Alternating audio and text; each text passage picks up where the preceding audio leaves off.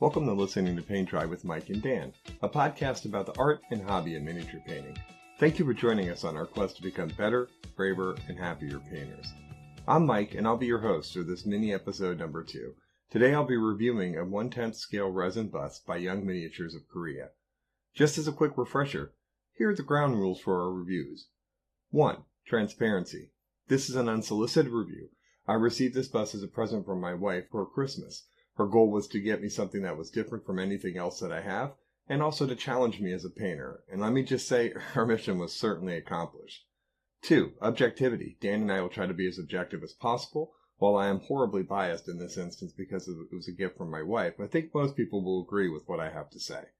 3. This is my opinion and solely my opinion. You may not agree, and that's perfectly fine. You have the right to make decisions about your own hobby dollars. Our only goal is to give you as much information as possible. Now that that's out of the way, let's begin. Today I'm reviewing a 1/10 scale bust of the RAF bomber commander from World War II.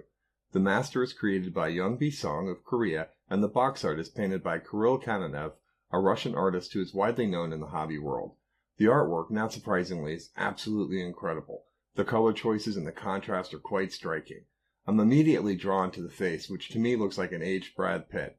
I'm not sure if the intent of the sculptor was to base it on an actual person living or deceased, but whatever that decision was doesn't matter because it's an absolutely awesome piece. So let's open the box. Inside, you'll find a big thick piece of foam. Under it, the miniature pieces, and under that, another piece of foam. So the miniature is sandwiched nicely inside the box. The box is sturdy. If you were to shake it before opening it, you wouldn't hear anything move around. You'll find 11 different pieces that are in the box, 4 of which the head, the collar, the main body, and actually a bonus little plinth stand are all separate. And then there's another Ziploc bag inside that has a few other pieces, which we'll talk about in a moment. But the first thing to talk about here is it is cast in a kind of an off-white ivory polyurethane resin. Upon inspection, there's really no visible mold lines. There are a few things on it that are a little tricky though, like on the main body, the bottom of the head, the back of the collar, and on the oxygen mask, that's one of the small pieces inside the Ziploc bag, there are, I believe, what are called ports, or where the resin pour happened. And they're pretty big.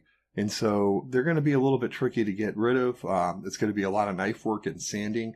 So just if you do decide to purchase this miniature, please be very, very careful. On the bottom of the miniature, you also notice that there is a place for the little stand that they give you. There is some signature work. I guess there's a signature from the miniature manufacturer. There's also a stamp of the product company.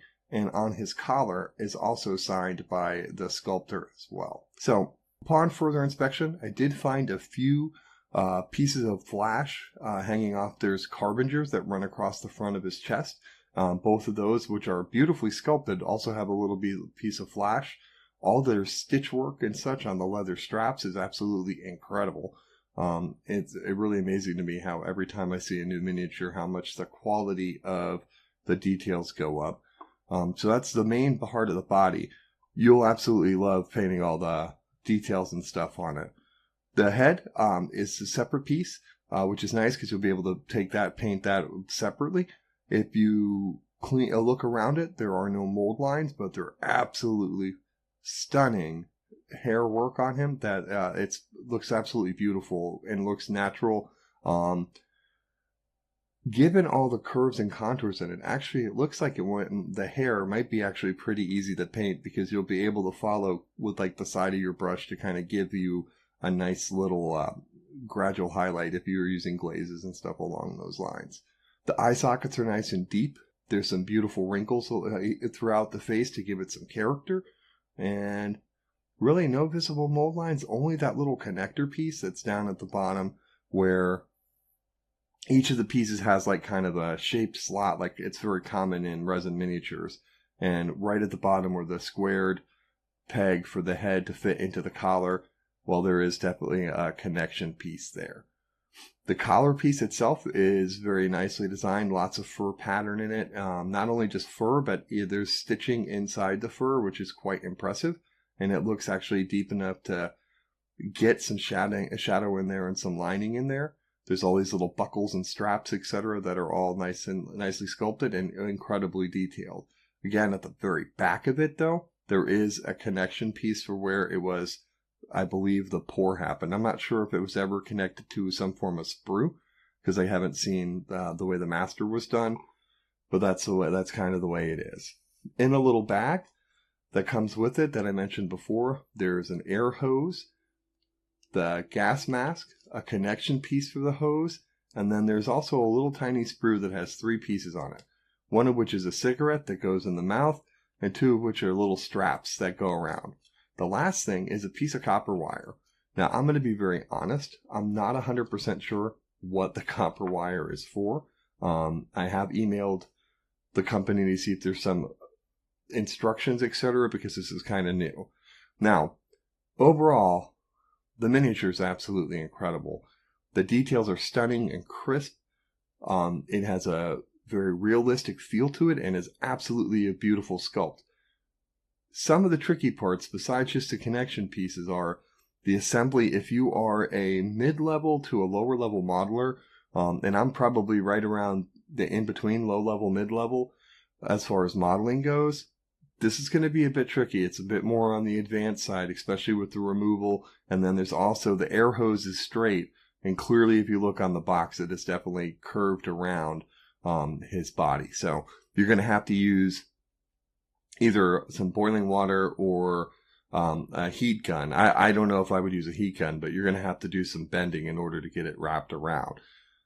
But that's kind of the only drawbacks of it. I mean, if you are up for a challenge and wanted to paint something that was sculpted ultra realistically, or if you're into the military history figures or historical paintings, this actually would be an incredible bust for you to try out. And I can't recommend it enough. I am looking forward to getting a shot at painting this. I am a little intimidated by how incredible it is. Oh, also, I failed to mention, even on the collar, there's a sweater inside the collar, and that's even, you can tell it's a knit sweater because of how wonderfully designed and sculpted it is. So, like I said, you'll find the details crisp. There are plenty of details. Every time I've looked at this so far, I found something new that I hadn't noticed before, which is kind of fun. So, highly recommend that that if you're going to get into painting busts or want to try something new, or if you've been in the bust for a while, this would be a great project for you to try out. I also wanted to give you the measurements of the bust. So the bust itself, from the bottom of the bust to the top of the head, is about 2.5 inches. I know most people measure to the eyes, but I'm not sure how that's helpful, considering sometimes these things have huge foreheads or helmets on, and so you measure to the eyes, but they don't even have a forehead. They really have a 5 head, and so they're substantially bigger.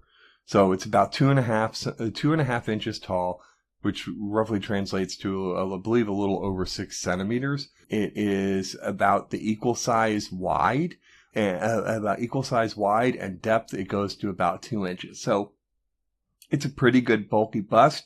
It's got a lot of space to play with. Thank you for listening. I hope this review was helpful. If you have any feedback, we'd love to hear from you at listeningtopainttry@gmail.com. You can also follow us on Instagram and Facebook at Listening to Paint Dry. We'll be back Tuesday with an interview with Michael Proctor from Clever Crow Studios. And as always, we hope that you become better, braver, happier painters by trying new things. Like if you've never done a historical bust or a historical figure, give it a try. Get away from your Space Marines or your D&D figures. Try something new and express yourself and have a great time. Until then, bye-bye. Listening to Paint Dry with Mike and Dan is a production of LTPTWMD. All rights reserved. No portion of this recording may be used without the express written consent of the host. The music is Death by a Thousand Questions by Springtide.